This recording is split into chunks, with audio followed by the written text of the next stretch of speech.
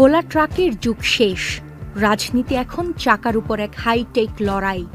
ইউএসের প্রেসিডেন্ট হোক কিংবা বাংলাদেশের রাজনৈতিক নেতা, সবার প্রধান অস্ত্র এখন এই বুলেট প্রুফ ক্যাম্পেইন বাস।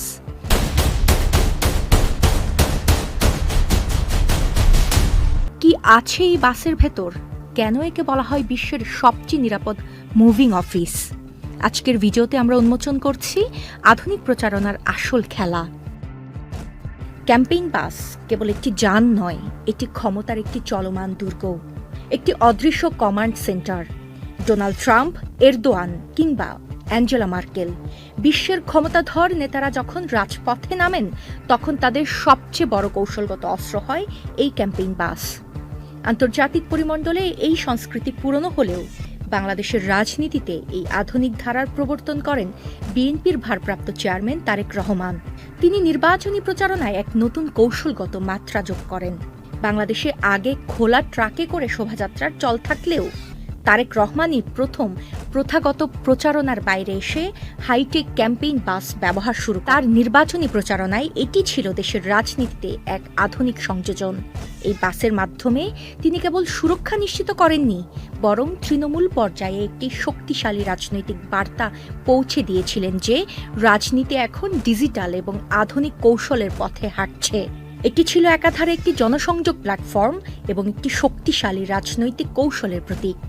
কিন্তু কেন এই বাসগুলো এত বিশেষ? এর কারণ এর ভেতরে লুকিয়ে থাকা প্রযুক্তি। এই বাসগুলো সাধারণত পুরোপুরি বুলেট প্রুফ হয়। এর ভেতরে থাকে জ্যামার এবং স্যাটেলাইট ট্র্যাকিং সিস্টেম। বাসের ভেতরে থাকে হাই স্পিড ওয়াইফাই এবং ইন্টারনেট। নেতা যখন বাসের ভেতরে বসছেন, তিনি আসলে আস্তে একটি অফিস নিয়েই ঘুরছেন। জরুরি মিটিং থেকে শুরু করে প্রেস ব্রিফিং সবই সম্ভব এই চলন্ত সদর দপ্তরের ভেতরে। ইউএসএ, ইউকে কিংবা জার্মানির নির্বাচনে এই বাসগুলো হলো এক একটি চলন্ত মঞ্চ। একবার চিন্তা করুন তো, হাজার হাজার মানুষের ভিড়ে নেতা নিরাপদ দূরত্বে থেকে সরাসরি সংযোগ স্থাপন করছেন।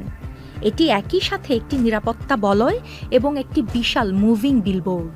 বাসের গায়ে থাকা রাজনৈতিক স্লোগান এবং প্রতীক যখন মাইলকে মাইল রাস্তা অতিক্রম করে, তখন তা ভোটারদের অবচেতন মনে গভীর প্রভাব ফেলে।